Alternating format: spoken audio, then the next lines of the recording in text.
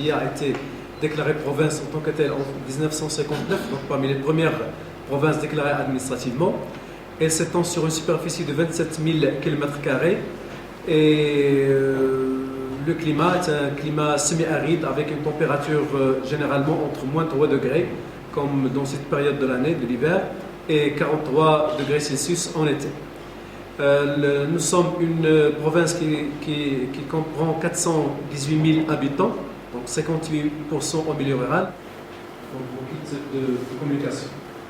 Du point de vue infrastructure, nous avons un aéroport, vous avez tous vu l'aéroport de Rachidia hier, et également il est connecté principalement à Casablanca, mais infrastructure hydraulique.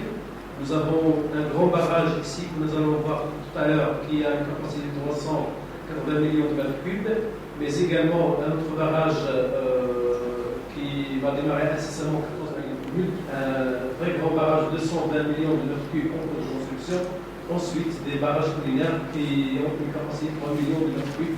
Et donc, la gestion de l'eau est très importante dans cette région. La gestion économique s'articule autour de 3 axes principaux, notamment l'agriculture oisienne, l'énergie et les mines, et ensuite le tourisme, donc le tourisme de point de vue l'agriculture. Donc, nous sommes une région qui produit principalement les dattes. Et les dates à grande valeur ajoutée, notamment le benjoul, qui est très connu au niveau international. Et c'est d'ailleurs son berceau, son origine, c'est ici, c'est le Grand Tafilet. Et il a été transmis beaucoup de ce genre de plantes et qui favorise le développement, notamment au milieu rural. De point de vue activité minière, nous sommes une région également minière. Et nous sommes, je dirais, la première région en termes d'autorisation accordée au niveau national. Donc, toutes les provinces de la région, notamment celle de Rachidia, où nous nous trouvons aujourd'hui, nous avons deux projets, un en phase finale de construction, avec un positionnement sur le tourisme de nature, des sites touristiques de renommée mondiale, tels que Marzouga, également le Sénat, et la corrélation avec le secteur du cinéma qui se développe de plus en plus. Donc il y a une grande hydraulique qui est concernée par le barrage Hassan Dakhil, bien sûr, donc, sur lequel il a parlé M. Razif tout à l'heure, et qui a au départ en 1971, il a commencé, donc on va peut-être l'écouter ici, c'était 380 millions de mètres cubes. Mais avec l'envasement, on s'est retrouvé actuellement à 312 millions de mètres cubes de capacité de retenue actuellement, et qu'on gère pour l'irrigation de la grande hydraulique qui s'étend d'ici, donc les Rachidia, jusqu'à la plaine du Tafilet, que vous aurez l'occasion demain à voir, donc en traversant la vallée. Donc le barrage, il irrigue la vallée, on appelle la vallée de Zambat, et en trop grande partie, et c'est la zone, il y a une zone de montagne, une zone de piément entre les deux, donc c'est qu'on a. Les conditions climatiques, la mobilité du sol et la prévisibilité de l'eau représentent des contraintes naturelles difficiles à maîtriser. C'est après les cubes et transactions survenues en 1965 que nous avons réussi de revoir Hassan II. Il était possible juste de faire un petit tour de table très rapide pour qu'on se présente pendant qu'on est tous autour de la table, c'est plus facile pour voir qui est qui. Je suis mexicaine, je suis historienne de l'environnement et je travaille aussi dans le développement durable et la durabilité. Et je viens de la Basse-Californie Sud à la ville de La Paz, qui est mon université, et c'est une région d'oasis, très semblable aux oasis marocains, mais en miniature. Et tout à l'heure, Ibrahim me disait si on avait été colonisé par les Arabes, on aurait dit que oui, parce que franchement, ça ressemble énormément. Mais hélas, c'est la seule région de l'Amérique latine, en tout cas, j'oserais dire de l'Amérique, où les oasis sont encore conservés comme ils ont été créés au XVIIIe siècle. Et voilà. Je suis voyagiste, aussi bien à Marseille qu'à Alger, et bien évidemment je suis membre du FIS depuis quelques années et membre d'associations qui TRISA, Marseille, qui agit aussi pour le développement durable et l'éco-développement entre les deux intermédiaires. Merci nous sommes tous réunis du monde entier ici, grâce à vous. C'est très important. Rapidement, moi c'est Rahim Reziga. Je suis conseiller au tourisme citoyen. Rapidement, pour dire que c'est une agence associative dont le principe, en dehors de ces activités de rencontre, c'est pour ça que j'ai demandé le film, le principe c'est que quand on organise un circuit, aussi bien au Maroc qu'en Algérie, qu'en Tunisie et ailleurs, les participants, on les invite à une rencontre pour discuter de l'histoire de l'immigration de leur pays. Si on prend le cas du Maroc, c'est d'inviter les Marocains, nous sommes à Saint-Denis. Donc on invite pour qu'on parle de l'immigration marocaine et en même temps de la situation au pays. C'est pour que déjà les gens connaissent le pays. Rapidement, donc nos partenaires qui nous reçoivent au Maroc, eh bien, on fait le circuit, j'espère qu'on en fera d'autres, et au retour, on demande à tous les participants un bilan autour d'un couscous, peu importe d'un plat, et on leur demande la question, maintenant que vous avez fait ce voyage, que faites-vous dans votre lieu de... J'ai créé une petite association locale en Adrar Mauritanie spécifiquement, pour le développement des ressources locales, surtout les ressources du palmier dattier et du sous-palmier dattier. Ça fait trop longtemps que je travaille dans ce domaine, depuis déjà les années, disons, avant 80, qui est spécialisée dans l'environnement, qui s'appelle Rambol, qui est une grosse société qui est internationale, et à l'intérieur de laquelle je travaille principalement sur des questions qui sont liées au changement climatique, plutôt pour le limiter. Moi plus précisément, je travaille sur des questions qui sont liées à l'atténuation au changement climatique, soit sur des questions de recherche, donc pour répondre à des sujets ouverts, ça peut être pour la Commission européenne ou d'autres formes de structures, soit sur des projets de développement. Typiquement ici au Maroc, on a travaillé avec le PNUD sur des projets qui étaient liés au tourisme. C'est aussi pour ça que je suis venu, c'était pour m'intéresser à des formes de tourisme que je connais moins comme du tourisme durable et voir comment les questions du changement climatique et du tourisme durable s'articulent. Propriétaire d'un gîte au plein de la vallée du Ziz moyen, guide des espaces naturels, et licence en histoire et licence professionnelle, et président d'une association de tourisme équitable et solidaire. Notre philosophie, c'est de développer un tourisme solidaire, ou en général un tourisme alternatif dans la région de Tafilet et spécialement dans la vallée du Ziz, parce qu'il y a pas mal de choses à dire sur cette région-là. Le Tafilet, ou bien la Tafilet, qui est la 8e zone de touristique au Maroc des Atlas et Vallées, donc la vision 2020 du Maroc pour accueillir 20 millions de tourisme. Membre du comité d'organisation. Russie, donc je suis directeur du centre du développement durable des zones rurales qui est rattaché à l'université agricole de Moscou. Entre autres, nous sommes porteurs de 2 projets. Donc, le premier, c'est je préside l'association des plus beaux villages de Russie, qui est membre associé de la Fédération des plus beaux villages de la Terre, dont je suis mandaté. Parce que elle cherche à se développer en Afrique. Nous avons des nouveaux membres comme la Chine, le Liban, les plus beaux villages de Palestine même, qui est membre observateur, mais pas en Afrique. Donc, et le deuxième projet, c'est l'accueil paysan Russie. Je viens de la Tunisie, exactement d'une île qui s'appelle Djerba, dans le sud tunisien. Pour le moment, je suis président d'une association qui s'appelle Djerba Insolite, qui travaille essentiellement sur la promotion du tourisme alternatif et le développement local à Djerba. On travaille sur la valorisation de notre patrimoine matériel et immatériel, et parmi le travail sur la sauvegarde de métiers artisanaux en voie de disparition de l'île, et parmi les métiers, tout ce qui est palmier, la vannerie, l'INAS.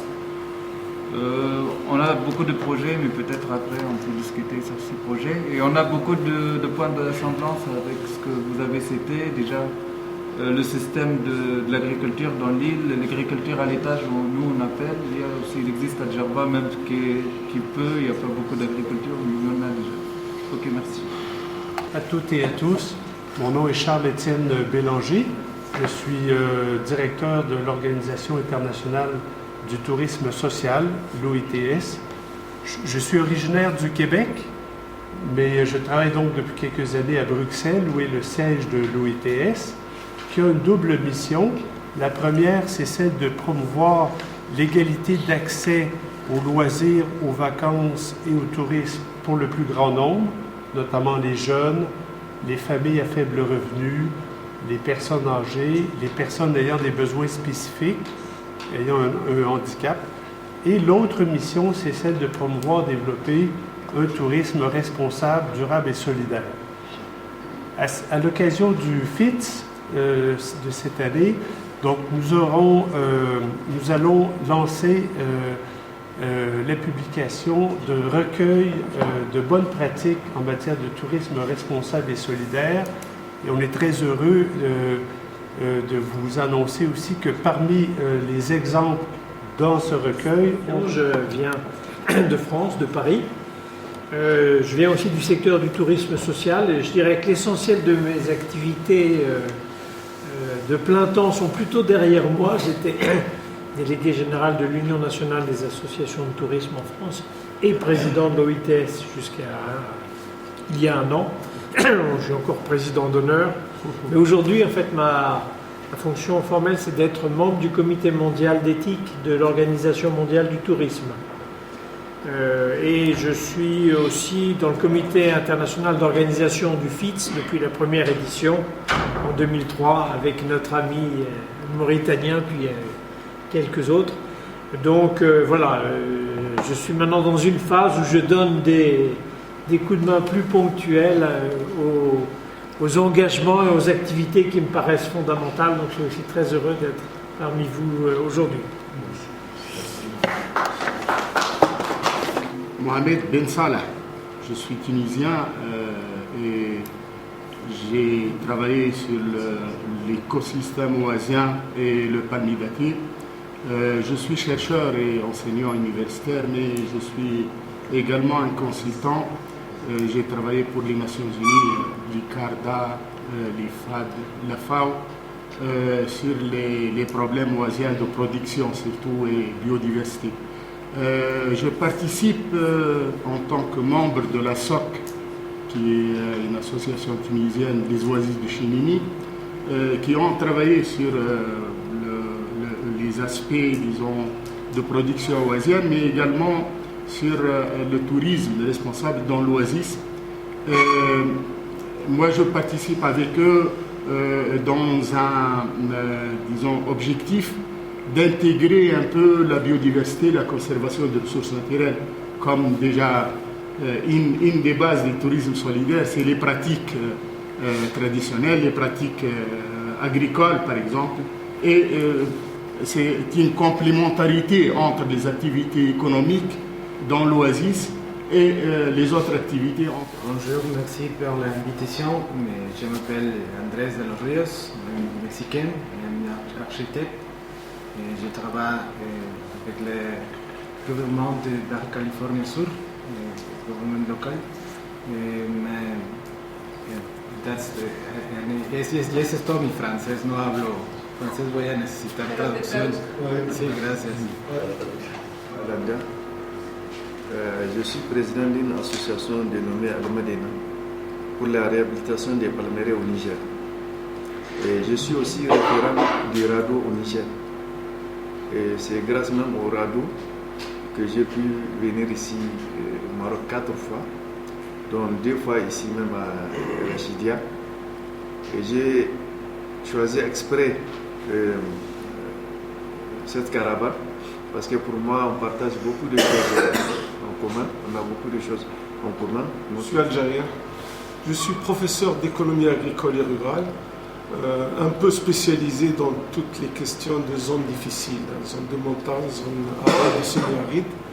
Je suis aussi associatif puisque j'ai activé pendant longtemps dans une association qui s'appelle Tuisa, mais Tuisa Algérie. dont j'ai mis en place un certain nombre de projets, notamment en direction des milieux ruraux difficiles, les zones de montagne, les zones oasiennes, etc. Et là, je suis content d'être ici parce que ça tombe bien, parce que en ce moment même, je suis de l'autre côté, chargé d'un projet, un plan d'aménagement et de développement de la vallée de la Sahara, c'est-à-dire au sud de Bichar, la région de Bni Abbas, qui vient de passer Wilaya. Et en ce moment, il y a toute une dynamique. D'ailleurs, je suis chargé en ce moment d'essayer de trouver des dynamiques et des solutions pour essayer de faire un développement intégré entre l'agriculture oasienne, parce que dans cette région-là, il y a quelques problèmes. Les oasis sont plus ou moins un peu abandonnés parce qu'il y a... Je suis Widen Erkia, lauréate de l'ISIT, Institut international du tourisme de Tanger. Je suis chercheuse en tourisme et patrimoine et je travaille comme responsable dans la délégation du tourisme d'Erachidia, chargée de l'encadrement et le contrôle des métiers du tourisme. Et des métiers du tourisme, des hébergements touristiques, de transport touristique, les agences de voyage, les guides du tourisme. Merci. Bonjour tout le monde. Donc, je m'appelle Daoud Fanissi, je suis ingénieur agronome, spécialiste en sciences du sol, lauréat de l'Institut agronomique Hassan II, et je suis avant moi du TEFIDELT comme ingénieur, comme chef de service depuis il y a 30 ans. Donc, lauréat en 1987, j'ai travaillé un petit peu au Agadir, puis j'ai rejoint l'endroit du TEFIDELT. Je suis oisien. Vous allez voir tout à l'heure la vallée où j'étais né et où j'ai grandi, j'ai fait mes études primaires, c'est la vallée de Ziz, celle que vous avez traversée tout à l'heure pour aller à Erfoud, et je suis viscéralement oisien. J'ai travaillé donc dans les oasis et j'ai participé à des projets sur les oasis. D'ailleurs, M. Mohamed Ben Salah, on s'est vu à Barbès dernièrement, donc c'est le master en contrôle de gestion. Je suis propriétaire de 2 établissements touristiques à Erfoud et je suis le secrétaire général du Conseil provincial du tourisme d'Erachidia et vice-président du Conseil régional du tourisme de Ratatilet. Au nom de tous les professionnels, je vous remercie pour votre participation, votre présence aujourd'hui et nous vous invitons à découvrir avec nous un programme qui est riche pour découvrir la présence du tourisme solidaire dans notre région. Et merci. Je m'appelle Omar Wali, je suis directeur de développement des zones oisiennes, donc au sein de l'agence de développement des zones oisiennes d'Arkani. On va parler plus demain sur notre agence, mais c'est une agence unique, je dirais au monde, qui a été lancée par Sa Majesté, que Dieu le glorifie, en 2010, pour l'importance de ces 2 écosystèmes spécifiques au Maroc, qui sont les oasis et le domaine de l'Arkani. Donc c'est une agence qui est là pour un peu créer un peu les ponts et la synergie d'intervention à l'échelle de ces 2 écosystèmes. Moi aussi, je suis oisien. Je suis né ici au niveau des oasis, à Erachidia. Je suis ingénieur agronome. Mais je profite, si vous permettez, Monsieur le secrétaire général, pour donner un petit mot en tant que caravanier aussi. C'est qu'il faut dire que les oasis, c'est un modèle planétaire de développement durable. Donc, vous le savez, on en a appris au niveau de l'Institut agronomique, qu'est-ce que ça signifie le développement durable, mais il faut dire qu'au niveau de ces gens, il y avait la pratique de développement durable avant même la naissance de ce concept et de cette terminologie. Et il faut dire que c'est des gens qui ont su développer des activités tout en sauvegardant un peu et en vivant avec la rareté de toutes choses, donc au niveau de ces zones. Et il faut dire que l'État marocain, un grand effort. Donc, au niveau de notre agence, on a fait un peu le bilan des efforts, l'évolution des indicateurs. Donc en matière c'est-à-dire d'infrastructures socio-économiques, vous allez le voir, on a de l'eau potable. Master en contrôle de gestion. Je suis propriétaire de 2 établissements touristiques à Erfoud et je suis le secrétaire général du Conseil provincial du tourisme d'Erachidia et vice-président du Conseil régional du tourisme. Et au nom de tous les professionnels, je vous remercie pour votre participation, votre présence aujourd'hui. Et nous vous invitons à découvrir avec nous un programme qui est riche pour découvrir la présence du tourisme solidaire dans notre région. Et merci.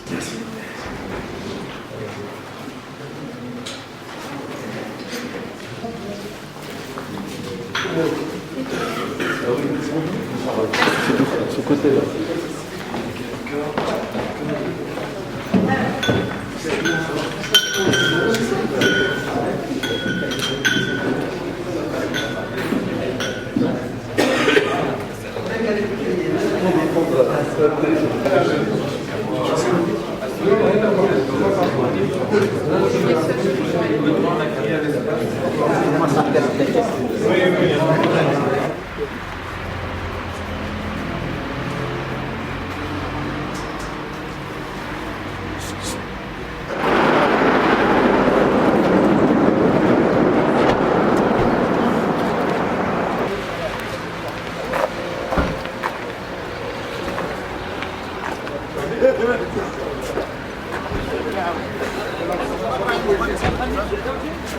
زيد هنا الكبازة اللي احنا هنا